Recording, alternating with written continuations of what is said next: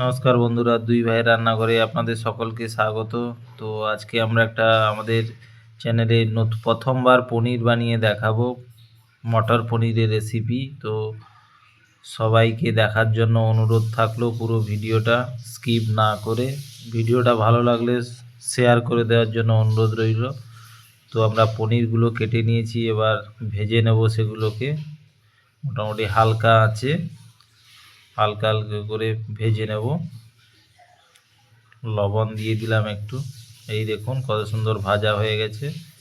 এবার আমরা কাঁচা মটরশুঁটিগুলো সেদ্ধ করে নেব। এবার এদিকে ওই পনির ভেজে রাখা তেলে ফোড়ন দিয়ে পেঁয়াজগুলোকে ভালো করে ভেজে নেব। এবার এর মধ্যে টমেটো অ্যাড করে দেবো, কাঁচা লঙ্কা দিয়ে এটাকে ভালো করে ভাজবো যতক্ষণ না টমেটোটা গলে যাচ্ছে।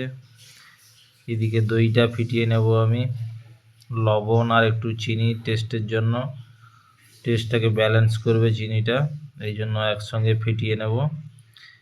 এদিকে দেখুন এটা অনেকটা গলে গেছে। এবার আদা রসুনের পেস্টটা দিয়ে দেবো। তোমরা পারলে আদা রসুন বাটা দিতে পারো, আর পেস্ট দিয়েও করতে পারো। তো চলো এবার আমি এর মধ্যে কিছু মশলা অ্যাড করে দেবো, মটর পনিরের মশলা অ্যাড করে এটাকে মাখিয়ে নেব। এবার দইটাকে দিয়ে দেবো, ফিটিয়ে রাখা দইটা। এই সময় গ্যাসের ফ্লেমটা একদম হালকা রাখবেন, না হলে দইটা ফেটে যেতে পারে। এবার দইটা দিয়ে এটাকে ভালো করে নাড়িয়ে চাড়িয়ে নিতে হবে।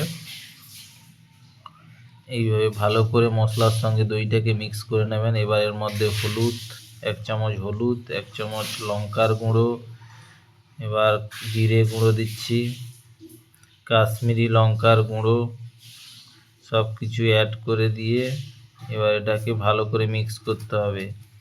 মটর পনিরের মশলাও কিছুটা দিয়ে দেবেন, দিয়ে এটাকে ভালো করে মিক্স করতে থাকবেন। ভালো করে মিক্স করবেন এইভাবে।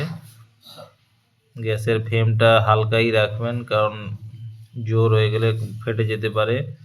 হালকা একটু লবণ দিয়ে দিলাম, কারণ এরপর আমি জল দিয়ে দেবো। এই দেখুন আস্তে আস্তে ফুটতে শুরু করেছে। কিছুক্ষণ ঢাকা দিয়ে এটাকে ফুটিয়ে নিয়েছি। এবার দেখুন কাঁচা মটর আর ভেজে রাখা পনিরগুলো দিয়ে দেব।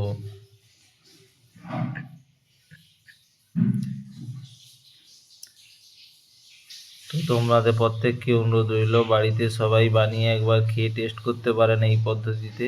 এই দেখুন কত সুন্দর কালারও এসছে। আমাদের পনির পুরো রেডি হয়ে গেছে। মটরও সেদ্ধ করে রেখেছিলাম। তো সব কিছু রেডি। তাই এবার আমরা কাসুরি মেথি আর একটু গরম মশলা ছড়িয়ে নামিয়ে নেব এটাকে। এই দেখুন কত সুন্দর কালার এসছে। তো সবাইকে ধন্যবাদ রইল।